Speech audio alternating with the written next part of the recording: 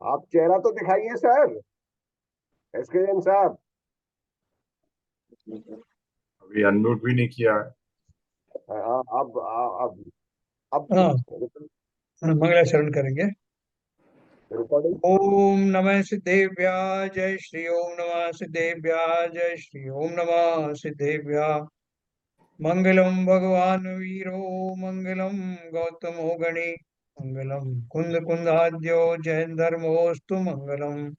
सर्व मंगल मांगल्यम सर्व कल्याण कारकम प्रधानम सर्वधर्माणां जैनम जयतु शासनम। जैनम जयतु शासनम। जैनम जयतु शासनम। नमः समय साराय स्वानुभूत्या चकासते चित स्वभावाय भावाय सर्वभावांतरच्छिदे। अध्यात्म अमृत कलश नाम ग्रंथ हम पढ़ रहे हैं, जिसमें आचार्य अमृत चंद्र ने सब तरह से आत्मा का परिचय कराने का प्रयत्न किया है। आत्मा के प्रति होने वाली विशेष रुचि और श्रद्धा, जिसे सम्यक दर्शन के नाम से भी परिभाषित किया जाता है, उसके सभी पहलुओं के बारे में हम पढ़ रहे हैं। और इसमें भी हमने व्यवहार सम्यक दर्शन, निश्चय सम्यक दर्शन ये जाना, अनादिकाल से जीव की क्या भूल है, वो किस तरह का चिंतन करता आया है। ज्यादातर जो जीव हैं वो सब पर्यार्थिक नय से ही अपना स्वरूप समझते हैं, और द्रव्यार्थिक नय से भली प्रकार से समझ करके उसमें स्थापित होने की भूमिका बहुत कम लोग कर पाते हैं।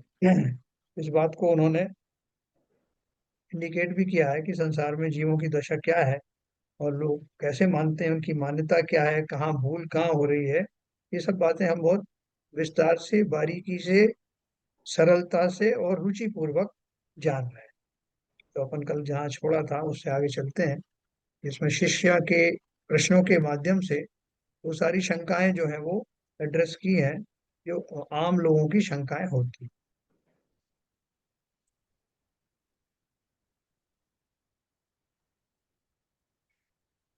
देखिए, अपन ने पढ़ा था।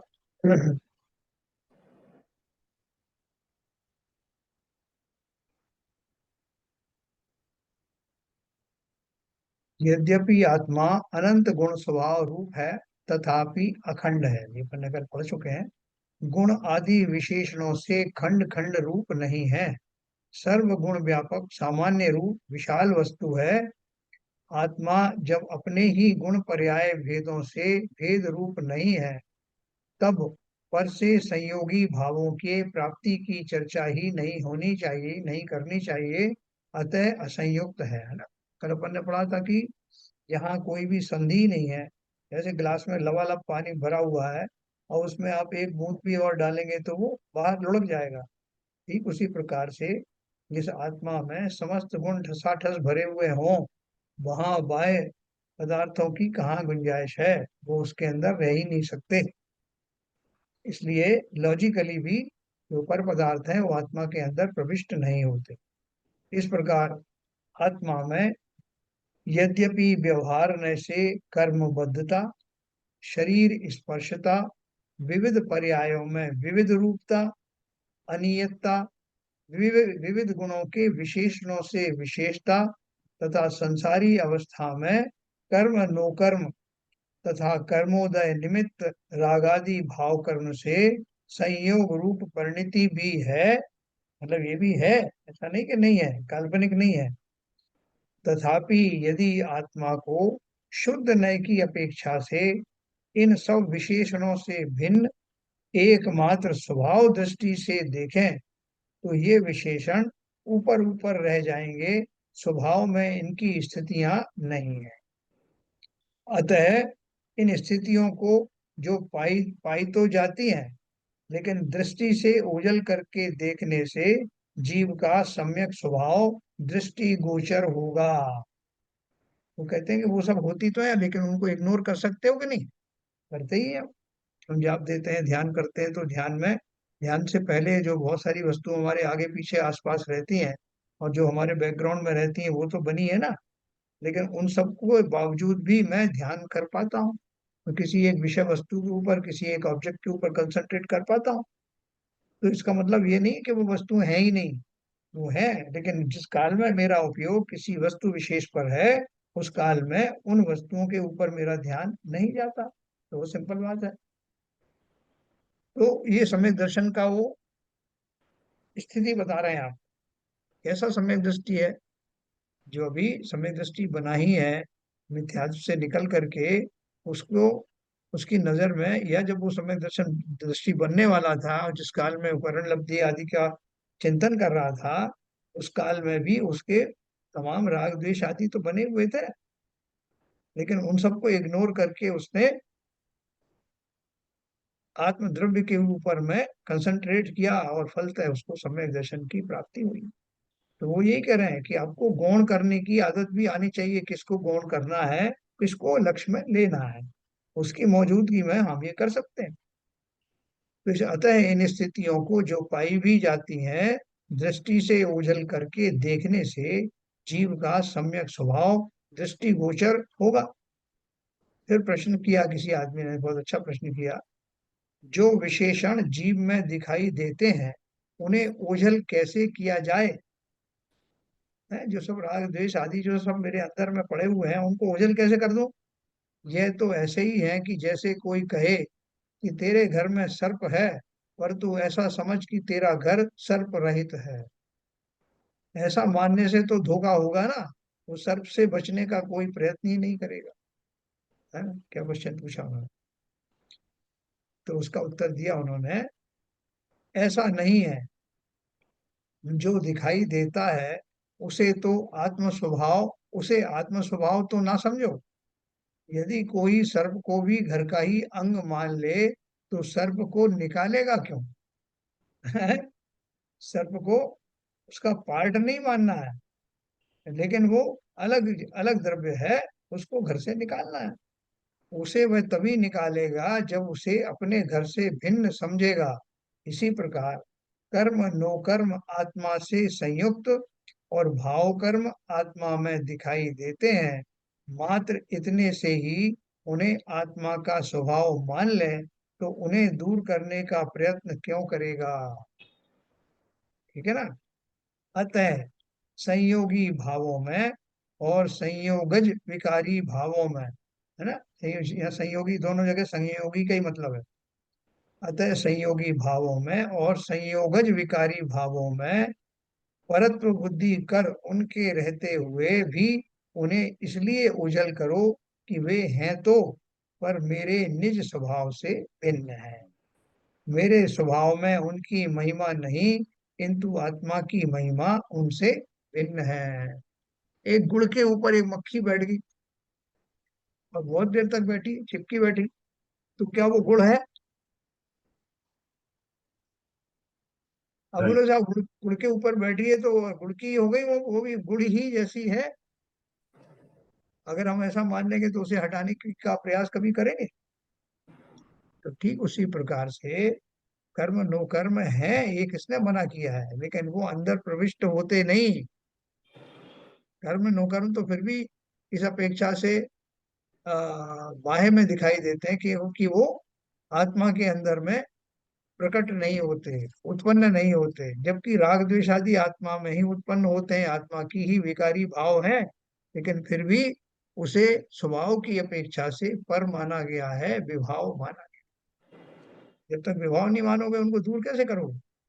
जैसा मेरे को बहुत क्रोध आता है, वह बहुत मान कषाय आती है, वह बहुत मायाचारी के भाव आते हैं, तो मैं क्या करूं। तो एक ऐसे ही उनको समझाने पहुंच गया, अरे आप चिंता क्यों करते हो, ये तो आपका स्वभाव है। हर जीव का कुछ ना कुछ स्वभाव होता है, आप जो है क्रोधी हो, मैं मानी हूँ, ये फिर ऐसा है, तो इसलिए इसकी चिंता क्या करना, ये तो जैसा है वैसा है, खुश रहो। तो वो व्यक्ति अगर उसको अपना स्वभाव मान लेगा, आत्मा का स्वभाव मान लेगा, तो कभी उससे विरत होगा क्या। इसलिए जिन पर्यायों को, जो पर्यायें घटित होती हैं आत्मा के साथ में, उन सबको बाह्य रूप से मानना और अंतर में अपने स्वभाव का चिंतन बैकग्राउंड में बनाए रखना, यही मूल सिद्धांत है। अगर ये हम सिद्धांत नहीं फॉलो करेंगे तो हम फिर वो सम्यक दर्शन के लिए आवश्यक चिंतन कैसे करेंगे? हम तो सदा काल अशुद्ध है। तो साहब मिथ्या दृष्टि है तो सम्यक दृष्टि कैसे बनेगा? अरे मिथ्या दृष्टि है साहब तो अशुद्धता से भरा हुआ है, अनंतानुबंधी कषाय है, ये है वो है, तो सम्यक दृष्टि बन ही नहीं सकती। वो चली जाएंगी जब देखेंगे साहब। वो चली जाएगी तो तब, चली जाएगी तब वो चिंतन करेगा। तो चली जाने के लिए क्या करेगा? वो जाएंगी कैसे?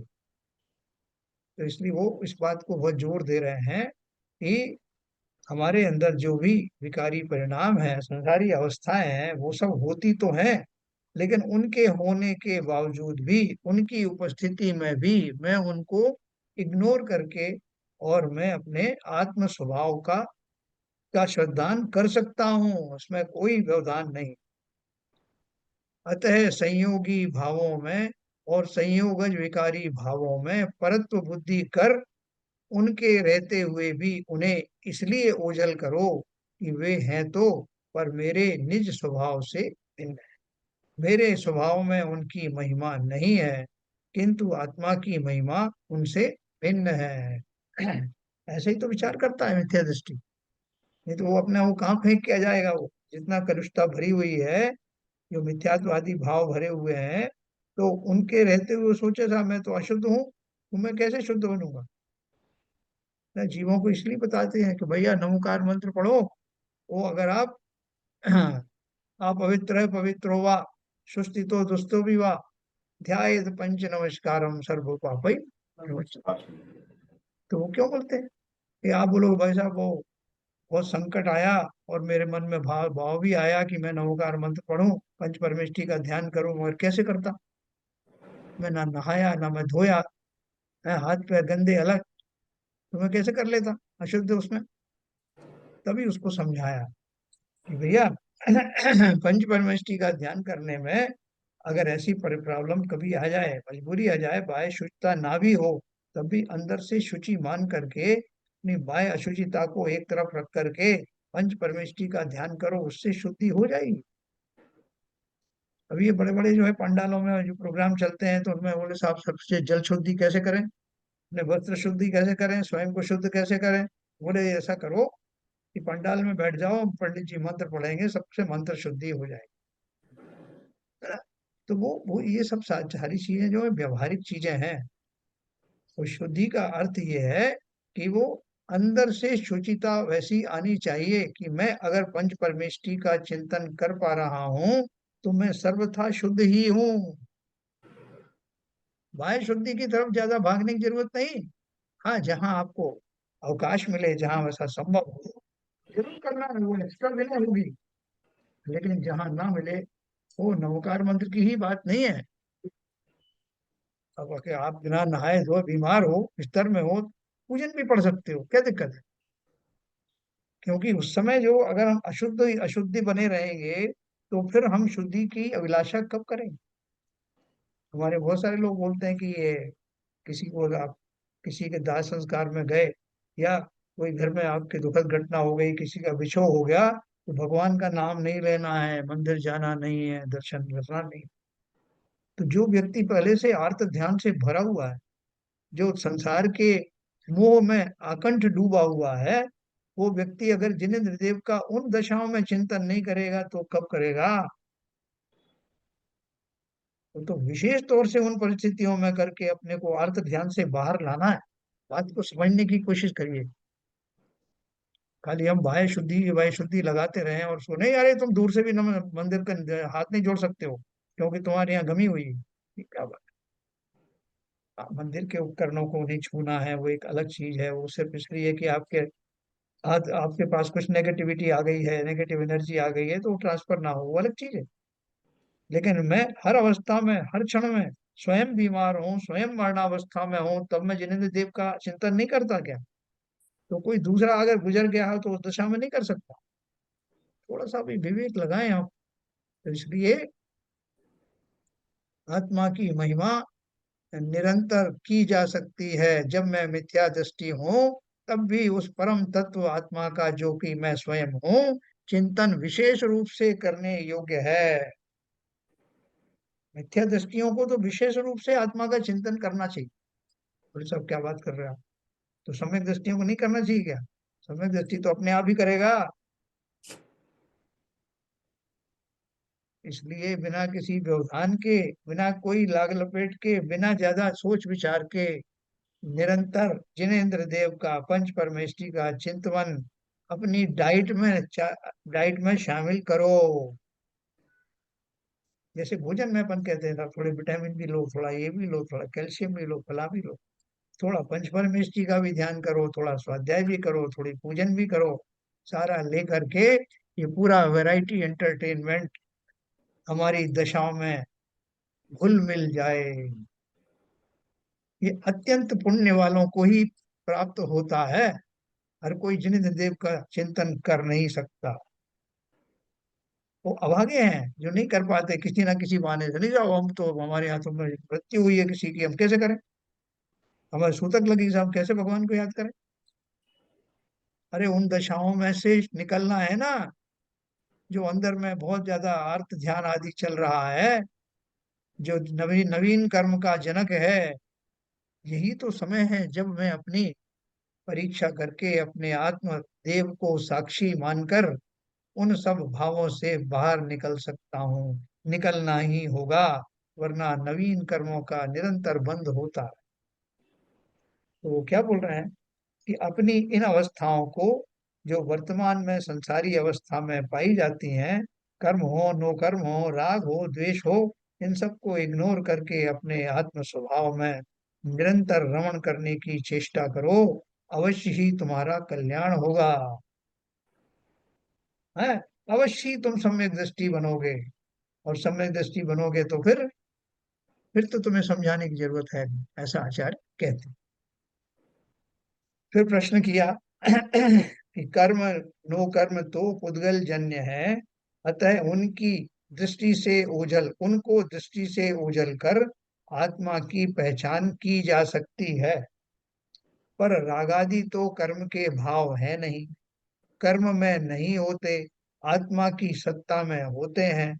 जो आत्म सत्ता से अभिन्न सत्ता वाले हैं, उन्हें दृष्टि से ओझल कैसे किया जाए? वो क्या बोल रहे हैं कि साहब दूध में अगर कोई ऊपर से कोई चीज गिर जाए, कोई कचरा गिर जाए, कोई मक्खी वक्खी आ जाए, तो उसको अलग कर सकते हैं, वो प्रत्यक्ष में ही दिख रही है कि वो अलग पदार्थ है।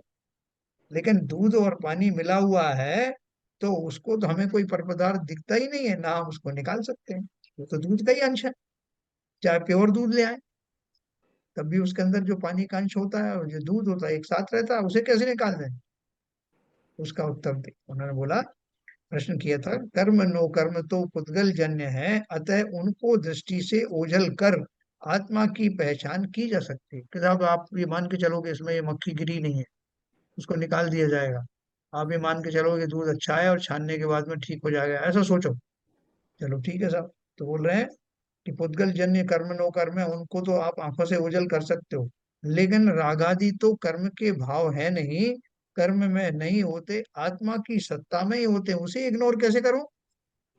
दूध में पानी नहीं है ऐसे मैं कैसे मान लूं? क्योंकि वो तो उसका पार्ट है। जो आत्म सत्ता से अभिन्न सत्ता वाले हैं, उन्हें दृष्टि से ओझल कैसे किया जाए? देखो ये मैंने आपको जो उदाहरण दिया है वो बिल्कुल सटीक उदाहरण है। जैसे प्योर दूध है, उसके अंदर भी पानी का अंश होता ही है, तो उसको कैसे इग्नोर करूंगा साहब, इसमें पानी नहीं है, इसमें पानी नहीं है, इसमें पानी नहीं है और साधारणतः उसको अलग किया भी नहीं जा सकता। तो बोले ठीक इसी प्रकार से कर्म नो कर्म तो मैं मान ले सकता हूँ, उसको इग्नोर कर सकता हूँ कि मैं सदा काल कर्मों से रहित हूँ, ऐसा मैं मानकर चिंतन कर सकता हूँ। लेकिन मेरे रागादि भाव है ही नहीं, मेरी सत्ता में वो उत्पन्न होते ही नहीं, मेरे सत्ता में उनका अभाव है, ऐसा झूठा कैसे मैं मानता कर लूं? तो उसका उत्तर उन्होंने दिया, समाधान क्या दिया, भाव कर्म भी जड़ स्वरूप है, शुद्ध आत्म स्वरूप नहीं है। जैसे तुमने पुद्गल कर्मों को मान लिया कि वो तुम्हारे स्वरूप में नहीं है, सत्ता में नहीं है, उसी तरह से जो भाव कर्म है वो भाव कर्म चूंकि स्वाभाविक नहीं है, इसलिए उनको भी आप जड़ जैसा ही मान लीजिए। क्योंकि वो कर्म कर्म के उदय में, कर्म के निमित्त में मेरे स्वाभाविक भाव विकारी रूप में परिणमित होते हैं, इसलिए उनको डाल दो जड़ के खाते में। वो मेरे हैं ही नहीं, क्योंकि मेरे ज्ञान स्वभाव वाले नहीं है। भाव कर्म भी जड़ स्वरूप है, शुद्ध आत्म स्वरूप नहीं है। यद्यपि वे आत्मा में उत्पन्न होते हुए पाए जाते हैं, तथापि उनकी उत्पत्ति भी पर संयोग जन्य ही है। आत्मा में है, लेकिन स्वाभाविक आत्मा में है क्या? शुद्ध आत्मा में है क्या? नहीं है। अगर शुद्ध आत्मा में होते तो सिद्ध कभी सिद्ध माने ही नहीं जाते। इसका अर्थ ये हुआ कि वो सही तरीका अपनाए जाने पर वो अवश्य ही सत्ता से बाहर हो जाते हैं, किए जा सकते हैं, किए ही जाने चाहिए। तो इसलिए उन्होंने दोनों प्रश्नों का उत्तर दे दिया कि न केवल जड़ कर्म बल्कि विकारी भाव भी आत्मा के नहीं है। और जिस काल में वो तुम्हें विकारी भाव आ भी रहे हैं, उनको इग्नोर करो। इग्नोर करके तुमको अपने स्वभाव में जाना है। लक्ष्य तो उसका ही लेना है, नहीं तो कब लोगे लक्ष्य? फिर प्रश्न किया कि संयोग दो द्रव्यों का ही होता है। भाव कर्म सत्ता वाले छह द्रव्यों में कोई द्रव्य जाति नहीं है, तब उनका आत्मा से संयोग कैसे कहा जाए? वे तो आत्म सत्ता से एकात्मक होने से यथार्थ में तादात्म्य रूप से आत्मा में है। देखो लॉजिक बहुत बढ़िया बढ़िया लगा है। क्या बोल रहे हैं कि दो द्रव्यों का संयोग होता है। संयोग शब्द ही उससे आया है कि कोई भी दो द्रव्य जो अलग अलग द्रव्य हैं, जब वो मिलते हैं तो उनको संयोग कहा जाता है। तो बोले कि भाव कर्म स्वतंत्र सत्ता वाले छह द्रव्यों में कोई द्रव्य जाति नहीं है। जो मेरे भाव कर्म होते हैं, वो बताओ, वो ज्ञानावर्णी है कि दर्शनावर्णी है कि मोहिनी है? हाँ, या ये तो छोड़ो, छह द्रव्य जो है ना, जीव द्रव्य, अजीव द्रव्य, आश्रव बंध, ये जीव द्रव्य, अजीव द्रव्य, और आपका धर्म धर्म, अधर्म, आकाश धर्म और का काल। और काल। हाँ, तो ये छह द्रव्य जो है डिफाइंड किए हुए हैं। इन छह द्रव्यों में भाव कर्म कहीं है क्या? तो बताओ। ये भाव कर्म भूतगल है? नहीं है। वो आकाश द्रव्य नहीं है, काल द्रव्य नहीं है, धर्म द्रव्य नहीं है, अधर्म द्रव्य नहीं है। जब वो छह द्रव्यों में नहीं है, तो ये मानना पड़ेगा, प्रश्नकर्ता बोल रहा है, तो ये मानना पड़ेगा कि ये आत्मा का ही एक पार्ट है, आत्मा के ही भाग है, आत्मा की सत्ता का ही एक भाग है। ऐसा क्यों नहीं मानते? है ना? देखो बहुत उन्होंने वो जो लॉजिक दिया वो तगड़ा दिया है कि संयोग तो दो द्रव्यों का होता है। भाव कर्म स्वतंत्र सत्ता वाले छह द्रव्यों में से किसी द्रव्य जाति का नहीं है, तब उनका आत्मा से संयोग कैसे कहा जाए? कि आप बोल रहे हैं कि वो तो उनका संयोग हो गया। कहाँ संयोग हो गया? वे तो आत्म सत्ता से एकात्मक होने से यथार्थ में तादात्म्य रूप से आत्मा में है, आत्मा का ही पार्ट है। तो समाधान दिया उन्होंने। है? क्योंकि लॉजिक जो है वो तगड़ा था, तो उन्होंने देखो कैसे उसका एड्रेस किया। यह सही है कि द्रव्यो रेव संयोग है, दो द्रव्यों का पारस्परिक संबंध संयोग संबंध कहलाता। पर परंतु संयोगी अवस्था में जो आत्मा में रागादि विकार होते हैं, वे क्या आत्म स्वभाव हैं? मैंने क्वेश्चन क्या बढ़िया पूछा है कि संयोगी अवस्था में, कौन सी संयोगी अवस्था में? जब कर्म आदि का संयोग होता है, संयोगी अवस्था में जो आत्मा में रागादि विकार होते हैं, वे क्या आत्म स्वभाव हैं? दो द्रव्य कौन से हो गए? कर्म पुद्गल द्रव्य हो गया, जीव जीव द्रव्य हो गया। अब दो द्रव्यों का संयोग हुआ तो फलता है जो रागादि उत्पन्न हुए, वो क्या रागादि आत्मा का स्वभाव है? यदि नहीं है तो वे क्या है? इसका विचार गंभीरता से कीजिए। वे आत्म स्वभाव नहीं है और पुद्गल में भी पाए नहीं जाते हैं। क्या बात करी? आत्मा का स्वभाव है नहीं, आत्मा के अंदर जैसे स्वभाव पाए जाते हैं वो उस तरह के भाव है नहीं, इसलिए आत्मा के नहीं है। और पुद्गल पुद्गल में उस तरह के राग आदि होते नहीं, इसलिए पुद्गल के भी नहीं, तो किसके हैं? तो उनकी क्या स्थिति है, किस द्रव्य में वे गिने जाएंगे, यह विचारणीय है। स्थिति यह है कि द्रव्य कर्म के भेदों में राग क्रोध मान माया आदि नामधारी कर्म भेद हैं। ये नाम उनके क्यों हैं? इसलिए कि उन प्रकृतियों में तत तत प्रकार की अनुभाग शक्तियां हैं। ये क्या बोल रहे हैं कि जो द्रव्य कर्म का जो भेद है, उनमें उनके नाम ये क्यों दिए हैं? क्रोध, जबकि होते हैं ये मनोविकार हैं, मानसिक है ना। राग कहाँ होता है? मन में होता है ना। क्रोध किस में होता है? मन में होता है। क्रोध मान माया लोभ जितने भी हैं, ये सब क्या है? ये मेरे मानसिक भाव है ना। लेकिन इनको नाम क्या दिया है? राग को दिया है मोहिनी कर्म का। देन आपके क्रोध आदि को दिया है, कषायों में शामिल किया है, कषाय काशायिक भाव। ठीक है। तो यो सारे जो है क्रोध मान माया आदि जो कषाय हैं, वो सब मोहिनी कर्म के अंतर्गत बताया ना। तो मोहिनी कर्म नाम का एक पौद्गलिक द्रव्य है। तो बोल रहे हैं जबकि ये भाव है आत्मा के, और फिर भी उनका नाम उद्गलों के कैटेगरी में क्यों डाला गया? इसका क्या अर्थ है? इसमें भी एक लॉजिक है। ये नाम उनके क्यों है? इसलिए कि उन प्रकृतियों में तत तत प्रकार की अनुभाग शक्तियां हैं। अर्थात ये जो कर्म है, भोनी कर्म के उदय में उसी तरह के जीव के भाव होते हैं, इसलिए उनका नाम भी उस रूप में दिया गया है। इसलिए अपनी अपनी शक्तियों के आधार पर वे कर्म ही राग कर्म और क्रोध कर्म है। तो क्या बोल रहे हैं? क्योंकि मेरे अंदर में जो भाव उत्पन्न होते हैं, उनमें जो संयोग होते हैं, उनके आधार पर उनको नाम दिया जाता है कि भाई साहब मेरा मोहिनी कर्म बड़ा तगड़ा है, इसलिए मुझे जो है बहुत मोह बना रहता है, मेरा मिथ्यात्व बहुत प्रबल चल रहा है, मेरे को व्रत आदि करने का भाव होता नहीं है, इसलिए मेरा मोहिनी कर्म बहुत तगड़ा चल रहा है। या अपन बोलते हैं कि भाई साहब मेरे को कुछ ज्ञान बहुत कम हो रहा है, ज्ञान का क्षम ठीक नहीं है, ज्ञान अवर्णी कर्म का होते हैं। तो उनका रिलेशन है ना आपस में, और उसी के हिसाब से उनका नाम दिया गया है। जो ज्ञान को आच्छादित करे वो ज्ञानावरणी कर्म। इसी तरह से यहाँ जो जो रागी द्वेषी आदि बना ले, उसको मोहिनी कर्म कहा गया है। तो बोल रहे हैं उनके टाइटल इसी आधार पर दिए गए हैं कि वो उनमें ऐसी शक्ति है कि उनका निमित्त पा करके जीव में उस तरह के भाव प्रकट होते हैं। इसलिए वो निमित्त नैमित्तिक संबंध का आधार है। वो ना तो आत्मा का स्वभाव है और ना ही पुद्गल का स्वभाव है। इसलिए अपनी अपनी शक्तियों के आधार पर वे कर्म ही राग कर्म क्रोध कर्म हैं। उनकी उदयावस्था में जीव के गुण विकारी हो जाते हैं। ऐसा ही निमित्त नैमित्तिक संबंध है।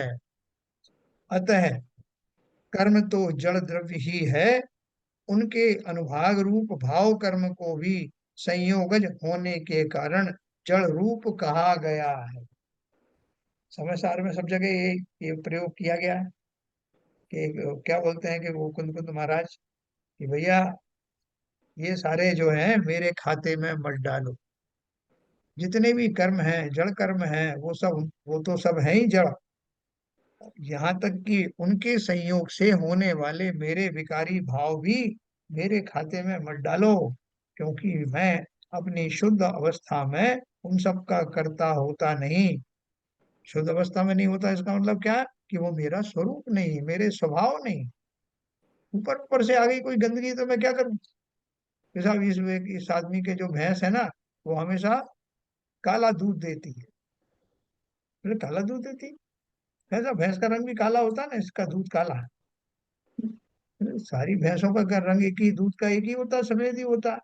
तो इसका काला क्यों? तो उसका कोई दूसरा कारण ढूंढो ना, कुछ और होगा। कहीं से कोई कण मिल गए होंगे, कुछ हुआ होगा। लेकिन जो स्वभाव रूप से दूध का जो कलर है, तो सफेद ही होगा ना। तो ठीक उसी प्रकार से उन्होंने गारंटी से कह दिया कि ये दूध का दोष नहीं, कुछ और डल गया होगा। ठीक उसी प्रकार से कुंद कुंद महाराज ने बोला कि भैया मैं इसका जो है कोई ओनरशिप नहीं लेता, ये सब जो कर्म आदि हैं उनके निमित्त से मेरी विकारी भाव हुए हैं, हुए होंगे, होते रहे होंगे, ये मैं इनका ओनरशिप नहीं लेता, सर, क्योंकि शुद्ध रूप से, हाँ, मैं हमेशा ही शुद्ध हूँ। बोलिए। ये कर्मों को पुद्गल में क्वालिफाई किया हुआ है, और यहाँ बोल रहे हैं कि ये कर्म पुद्गल नहीं है। नहीं, कर्म की बात नहीं कर रहे हैं, ये राग आदि की बात कर रहे हैं। ये राग क्रोध, किसी ने ये पूछा ना कि भाई कर्म तो मान लिए कि वो पुद्गल है, लेकिन जो रागादि भाव हैं वो तो आत्मा के हैं ना, हम्म। तो उनको तो आत्मा के मानो। इस पर बहस चल रही। ये कर्मों का तब उदय होता है, उसी से तो वो राग द्वेष ये सब पैदा होते हैं। यही तो उन्होंने कहा कि हम्म। राग राग द्वेष भले ही आत्मा में पैदा होते हैं, लेकिन आत्मा का स्वभाव तो नहीं है ना वो, है वो तो नहीं। कर्म, कर्मजन ही है, कर्मजन्य ही है। हम्म। तो यही तो राग बात कर। राग द्वेष तो जो क्रोध मान माया लोभ, ये पुद्गल नहीं है। नहीं, पुद्गल नहीं है, क्योंकि जो पुद्गल के जो कर्मों की 6 कैटेगरीज है ना, हम्म। ये जितने आपके जो कर्म, 8 कर्म जो है ना, 8 कर्मों में कहीं आपको ये मोह नहीं मिलेगा, राग नहीं मिलेगा। कर्मों के जो नाम है, जो अंदर का जो रागी भाव है ना, भाव की बात कर रहे हैं, भाव कर्म की बात कर रहे हैं। तो वो उन्होंने उसका लॉजिक यही दिया कि उनके नाम इसी हिसाब से दिए ना, मोहिनी कर्म। तो मोहिनी कर्म क्यों दिया नाम? क्योंकि मोहिनी कर्म के उदय में ऐसी शक्ति है कि उदय काल में जीव उसका निमित्त पा करके मोही हो जाता है। इसलिए मोही हो जाना भले ही आत्मा का भाव है, लेकिन वो विकारी भाव है, क्योंकि मोहिनी कर्म के निमित्त में होता है, स्वाभाविक रूप से नहीं होता। इसलिए जितनी भी दशाएं हैं, कषाय से युक्त होना, रागी होना, द्वेषी होना, ये सब जो विकारी परिणाम हैं, ये आत्मा के नहीं है और कर्मजन्य है, कर्मों की उपस्थिति में हो। ये स्वयं भले ही कर्म ना हो, मेरे अंदर उठने वाले विकारी भाव ये स्वयं कर्म भले ना हो, लेकिन इनकी उत्पत्ति ही कर्मों के सानिध्य में ही होती है। इसलिए ये कर्मों की ही कैटेगरी वाली चीजें हैं, इनको आत्मा के स्वभाव से मत जोड़िए। हाँ, ये बात कह पाया मैं आपको ठीक से?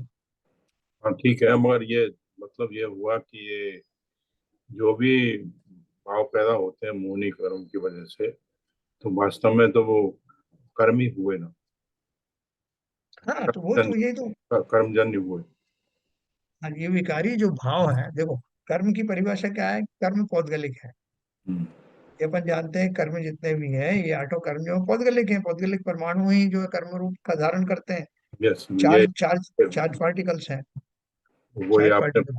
वो आपने कई कई बार इसका विवेचन किया है, वो तो कंठस्थ हो गया, इसलिए तो हाँ, तो अब वो जो चेला है वो ये बोल रहा है कि ठीक है, ये कर्म तो हमने मान लिए, सब पौद्गलिक है, सब कुछ मान लिया है, लेकिन जो हमारे अंदर जो भाव होते हैं, विकारी भाव होते हैं, मैं रागी हो जाता हूँ, मैं द्वेषी हो जाता हूँ, मैं कषाई हो जाता हूँ, तो ये सब तो मेरे आत्मा के भाव है ना। ये कर्म की कैटेगरी में आप कैसे डाल सकते हो? ये पौद्गलिक तो नहीं है। उसके संयोग से ये भाव पैदा होते हैं। तो उसको, हाँ, उनको ये बोला कि चूंकि वो नॉर्मल भाव नहीं है,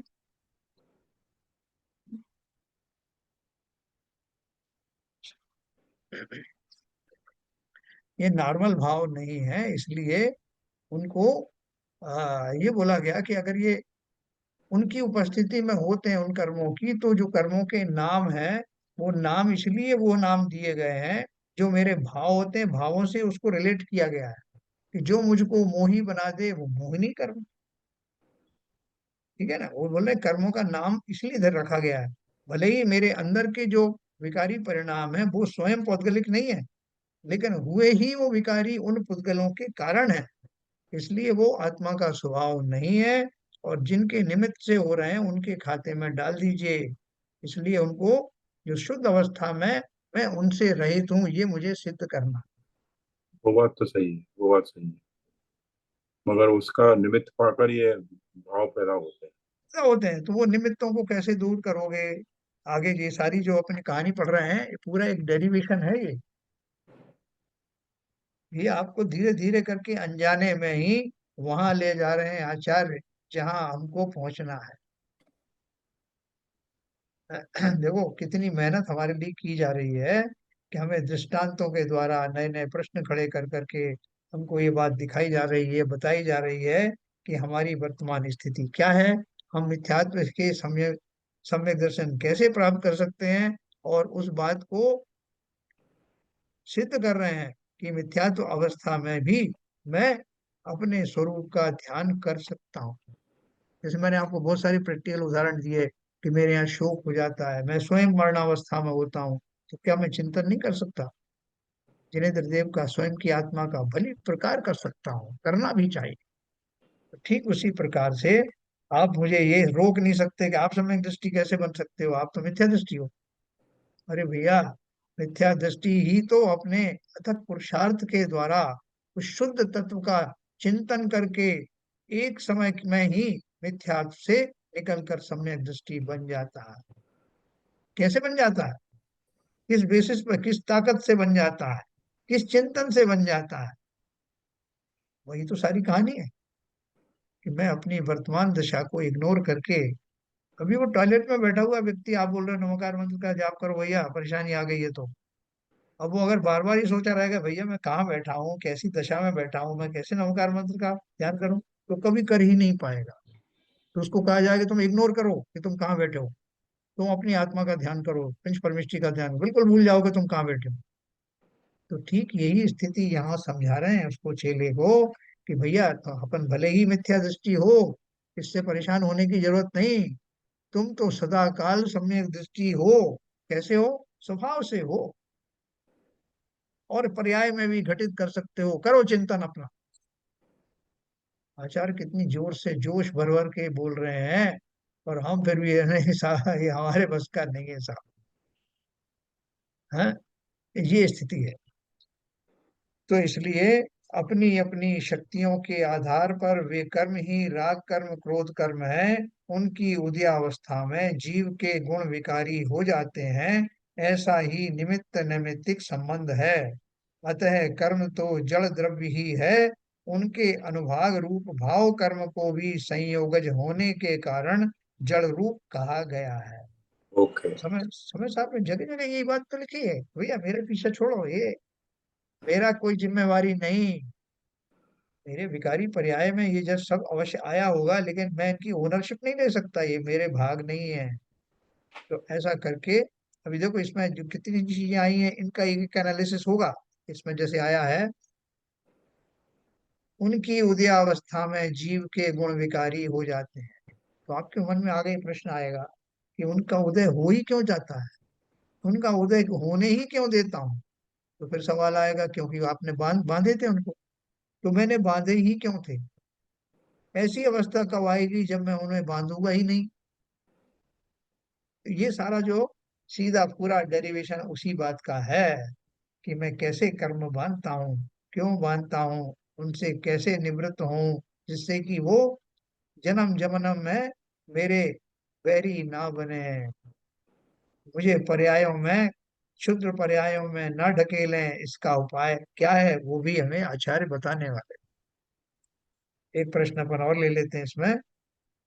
भाव कर्म तो आत्मा के विकारी भावों को कहते हैं, आपने जड़ कर्म के साथ उनका संबंध बताया है, तब यथार्थ में उनकी सत्ता कहाँ है? भाव कर्म तो आत्मा के विकारी भावों को कहते हैं, आपने जड़ कर्म के साथ उनका संबंध बताया है, तब यथार्थ में उनकी सत्ता कहाँ है? बोले आपने तो बड़ी तरकीब से उनको अपनी सत्ता से अलग कर दिया, कि वो जो भाव कर्म है वो आत्मा के विकारी भाव हैं, तो विकारी भाव है तो आत्मा के अंदर ही है ना, सत्ता में ही तो है ना, और आपने उनको जड़ कर्म के हिस्से में डाल दिया, जबकि वो प्रकट हो रहे हैं आत्मा के अंदर, तो आपने जड़ कर्मों के खाते में डाल दिया, तो वो छोड़ नहीं रहा है अभी चेला उनको। उसका समाधान दिया कि भाव कर्म दो प्रकार के हो, जड़ द्रव्य में भी वह वैभाविक भाव है, आप यथार्थ में पूछते हो तो यथार्थ तो निश्चय न कहलाता है, उसे शुद्ध न भी कह सकते हैं, वह तो वस्तु को अपने निज स्वरूप की दृष्टि से ही देखता है। अतः ना शुद्ध पुद्गल द्रव्य में रागादि अनुभाव शक्ति पाई जाती, और ना शुद्ध जीव में रागादि भाव पाए जाते हैं।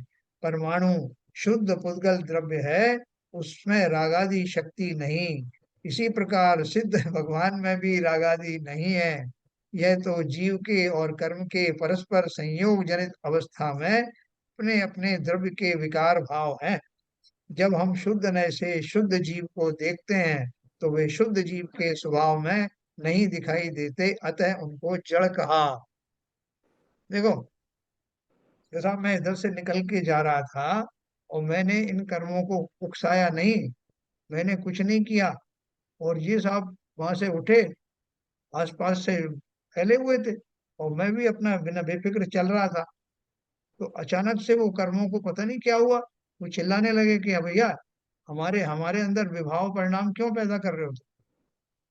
बोले हमें समझ में नहीं आया कि ये आवाज कहाँ से आ रही। तो देखा, ज्ञानी थे, अवधि ज्ञानी थे, उनको मालूम पड़ा कि ये कर्म परमाणु मानो ऐसा कह रहे हों कि हम तो शुद्ध अवस्था में परमाणु मात्र ही थे, हमारे अंदर में ये 8 कर्म रूपी भावों को चार्ज किसने दिया? तो मैं ही निकला था भैया अभी उधर से, मैंने मेरे भावों का निमित्त पाया, और वो बेचारे शुद्ध परमाणु कर्म रूप में परिणमित हो गए। तो उसमें या तो कर्म तो बिल्कुल बिल्कुल शुद्ध है, उनका कोई कसूर है ही नहीं। मेरे भावों का निमित्त पा करके शुद्ध पुद्गल परमाणु द्रव्य कर्म रूप में परिणमित हुए। अब वो अपना चार्ज किसको देंगे? जब वो उनका डिस्चार्ज होने का समय आएगा तो जिन्होंने उनको वो प्रदान किया है ना वो चार्ज, उन्हीं को वापस लौटाएं। अपन कहते हैं ना कि जो समुद्र में इतनी अशुद्धियां डालते हैं, तो वो अशुद्धि एक दिन जो ज्वार और भाटा जब आता है ना, ज्वार में पानी का फैलाव होता है, वापस कर देता है समुद्र जो अशुद्धियां आपने डाली हैं। बहुत सारी अशुद्धियों से जो एवोपरेट होके जल ऊपर जाता है, तो वर्षा का पानी, कभी लाल पानी गिरता है, कभी रसायन की वृष्टि होती है, लौटा देता है। तो मैंने ही अपने खोटे भावों के द्वारा, अगर मेरे कोई भाव नहीं होते खोटे, मैं शुद्ध द्रव्य होता और आसपास में शुद्ध परमाणु होते, परमाणु पुद्गल द्रव्य होता, तो ना मैं उनको प्रभावित करता, ना वो मुझे प्रभावित करते। शुद्ध अवस्था में हम दोनों एक दूसरे का कोई भी निमित्त बनते नहीं। हम में से एक अशुद्ध हुआ और ये दिक्कत आनी शुरू हुई। मेरे अशुद्ध भावों का निमित्त पा करके उद्गल परमाणु जो शुद्ध द्रव्य थे, वो कर्म रूप में परिणमित हुए, और उन कर्म रूपी उद्गल परमाणुओं को जिस समय उनका चार्ज आया, उदय अवस्था आई, तो चूंकि मेरे ही संयोग से वो चार्ज गया था, इसलिए वही चार्ज अब मुझे परेशान करने वाला है। उनके उदय काल में मैं भी वैसा भ्रमित होने वाला हूँ। तो ये मतलब कब आया कि दोनों, ये सब अशुद्ध अवस्था में ही संभव हो सका। अगर मैं शुद्ध होता, पुद्गल भी शुद्ध होता, तो ये कार्यक्रम होता ही नहीं। इसलिए उन्होंने क्या बोला, यह तो जीव के और कर्म के परस्पर संयोग जनित अवस्था में अपने अपने द्रव्य के विकार भाव हैं।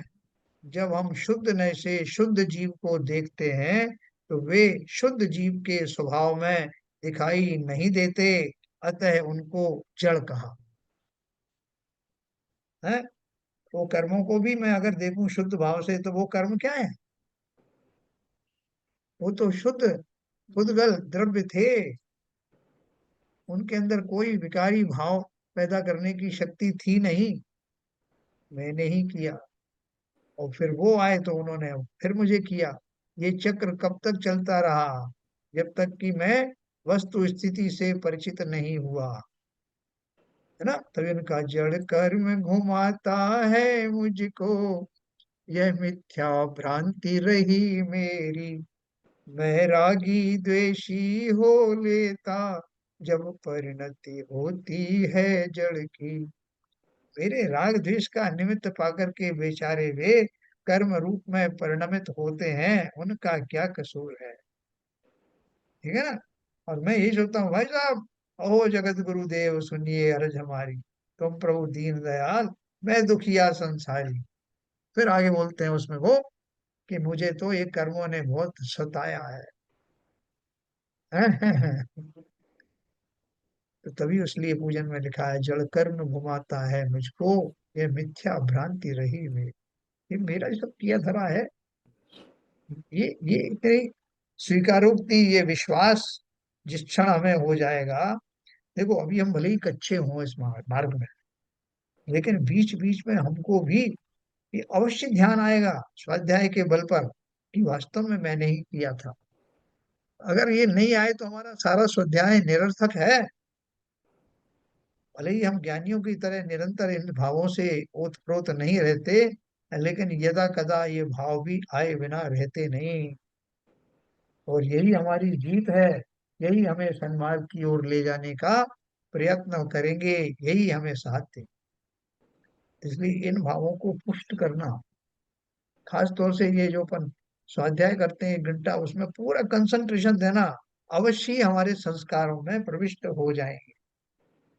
बाकी समय में आप कुछ ना भी करो, तब भी इतने समय जितने कंसंट्रेशन से आप सुन सकते हो, उतना ध्यान से सुनना, अवश्य ही जीवन में परिवर्तन आए।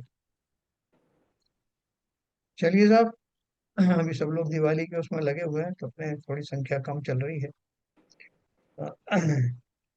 तो आज अपन इतनी यहीं पे बंद करते हैं, क्योंकि ये थोड़ा सा नहीं तो भारी हो जाएगा। किसी को कोई शंका हो तो बताएं। तो क्या विपुल जी, ठीक चल रहा है? नहीं सर, बिल्कुल बहुत अच्छा चल रहा है, बहुत ही डिटेल में और बहुत ही विस्तार से जो वर्णन किया है। हालांकि ये हम पढ़ चुके हैं, लेकिन मतलब उसको जिस हिसाब से उन्होंने सिद्ध किया है एक एक चीज को बहुत हाँ बारीकी से, जी, वो बहुत ही मतलब बैठ रहा है दिमाग में, बहुत तो धार्मिक चीज है, बड़ा सही बहुत मार्मिक चीज है।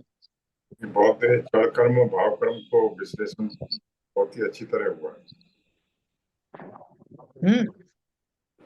तो बोले जड़ कर्म तो साहब हमने नहीं देखा घुमाते हुए, लेकिन बहुत सारे लोग हमें घुमाते रहते है। हैं। बोले आप कहो तो मैं उनकी लिस्ट दे देता हूँ कि ये लोग मुझे घुमाते रहते हैं। अरे आप, कौन किसको घुमाता है? वो आप, कहेंगे कि ये मुझे घुमाते आप क्यों घूमते हैं, घुमाने वाले को घुमाइए ना। हैं। है ना? तो उंगली तो उठती ही रहती है मेरी सामने। यस। यस। मेरे कामों के लिए आप जिम्मेदार हैं। तो हर आदमी एक्सक्यूज ढूंढता है ना, क्योंकि स्वयं को दोषी ठहराना आसान काम नहीं। तो चलिए, बहुत अच्छा है। शरद जी, लेकिन ठीक सर लग रहा इसमें है एक आपको? चीज ये है कि हाँ कोई भी अगर जीव है उसको मतलब वो कर्मों के ऊपर भी नहीं डालता, कर्मों के ऊपर डाल दे तो भी एक स्टेज आ जाएगी, क्योंकि वो कोई भी जीव कोई भी अगर कार्य कर रहा है वो समझता ही नहीं कि मैं कुछ गलत कर रहा हूँ। वो जीव को तो जनरली यही लगता है कि जो भी मैं कर रहा हूँ वो तो सही कर रहा हूँ। अगर मुझे क्रोध आया तो वो तो सामने वाले ने दिलाया। माया, या तो पहली बात तो पता ही नहीं लगता कि मुझे क्रोध आया था, वो तो लगता है कि नेचुरल सा है। या हाँ मैं हाँ। मायाचारी कर रहा हूँ तो पता ही नहीं चलता कि मैं मायाचारी कर रहा हूँ, लगता है मैं तो ठीक कर रहा हूँ, सामने वाला मायाचारी कर रहा है। अगर ये अवस्था आ जाए कि हमें पता लग जाए कि मैं गलत कर रहा हूँ, फिर किसके ऊपर डालना है वो तो सेकेंडरी स्टेज है। सर ऐसा है विपुल जी, अगर वो क्या नाम है, कर्मों के ऊपर डालना शुरू किया तो वेद विज्ञान वाली स्थिति आ जाएगी।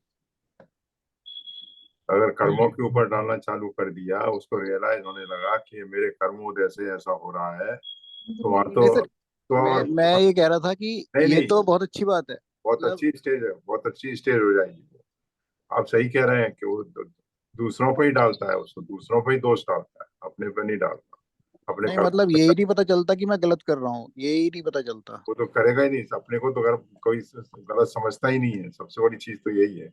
दूसरों पे तो जब डालेंगे ना जब पता लगे कि मैंने कुछ गलती करी। हाँ। नहीं, इसमें ऐसा है, इसमें एक कैटेगरी के जीव और भी हैं, जो कि जिन्हें अपन वो निश्चयभाषी भी कह देते हैं। कि वो कहते हैं कि भाई साहब, ये जो है ना, आप बोल रहे हो कि पंचेंद्रिय के विषय भोग, ये मैंने कहाँ भोगे हैं? मैं शरीर हूं ही नहीं, इंद्रियां मेरी हैं ही नहीं। तो ये कुछ जो मैं आपको खाता पीता या एंजॉय करता हूँ दिख रहा हूँ, ये मैंने थोड़ी किया है, ये शरीर ने किया। मैं तो इनसे मुक्त हूँ, मैं स्वतंत्र हूँ, मैं शुद्ध हूँ, ये मैंने थोड़ी किया। ये तो एक और भी ये कैटेगरी है ऐसी, ये भी कैटेगरी है। हाँ, जो ऐसा ही मानते हैं और बिल्कुल न बेरोक टोक बिना किसी कंट्रोल के, और इन भोग आदि में लगे रहते हैं और मानते भी यही है कि मेरी कोई गलती नहीं, मैं थोड़ी करता हूँ।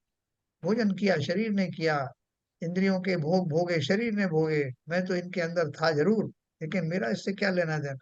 तो ठीक है, सिद्धार्थ, जो अपन ने वो पढ़ा था ना कि जो ज्ञानी के जो भोग आदि हैं वो भी निर्जरा के कारण होते हैं, तो उस कैटेगरी के लोगों ने इसका अर्थ यही निकाला कि भाई साहब जब ज्ञानी के ही जो उसमें भोग आदि होते हैं वो निर्जरा के कारण होते हैं, तो इससे बढ़िया मजा क्या है कि भोग भी भोग और निर्जरा साथ में।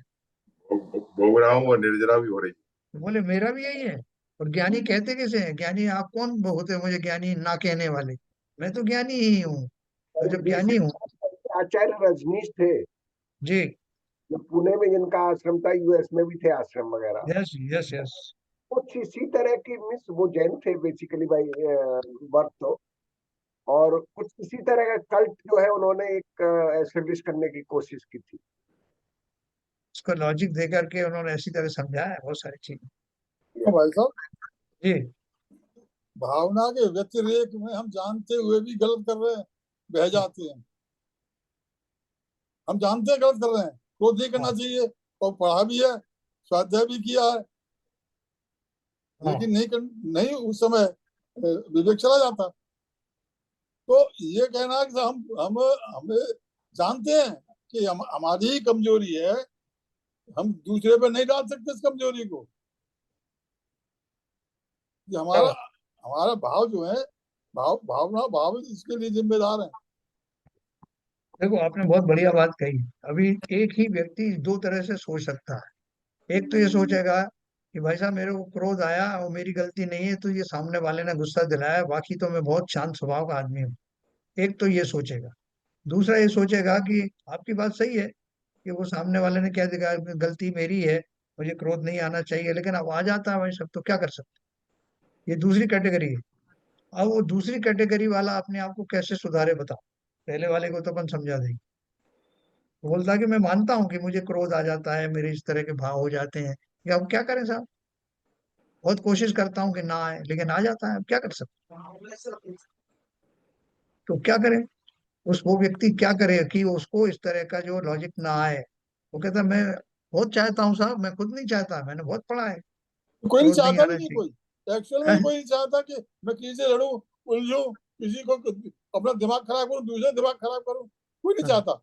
हाँ लेकिन इसलिए लेकिन भावना के व्यतिरेक में ये सब होता चला जा रहा है। और हम उसे कर्मों का दोष, या कभी कभी किसी का आदमी को पकड़ लेते तेरी वजह से हुआ, कभी कहते कर्मों की वजह से हुआ। तो यार हाँ। भाई, कोई कर्म नहीं है, इसमें हम ही हैं। उस स्टेज पे पहुंचे नहीं है अभी, उस स्टेज पे पहुंच जाएंगे तो दुनिया की जो भी विविधता है वो सब समाप्त हो जाएंगी। तो अब वो कैसे रोकेगा अपने आप को, उसने आपके सामने कह दिया कि साहब मैं तो खुद चाहता हूँ कि एक क्रोध आदि मेरे ना आए, आ जाते हैं, मैं क्या करूँ, कुछ स्वाध्याय भी करता हूँ तो हो ही नहीं रहा, तो क्या करे वो। क्या है कि आपके जैन धर्म में ही ऐसी चीजों को माफी मिल जाती है, बाकी जगह तो आप भी करता है, आप नहीं किया है सब कुछ। जैन धर्म में अनेकांत का सिद्धांत, स्यादवाद का सिद्धांत, इस तरह से कुछ कपड़ चौथ करके जो है आपने कह दिया कि भैया तुम तो बिल्कुल पाक साफ हो, आया हाँ उस समय। हाँ, थोड़ा सा प्रायश्चित कर लेना आप, तो गुल्लक में 10 रुपए डाल देना, हो जाएगा काम।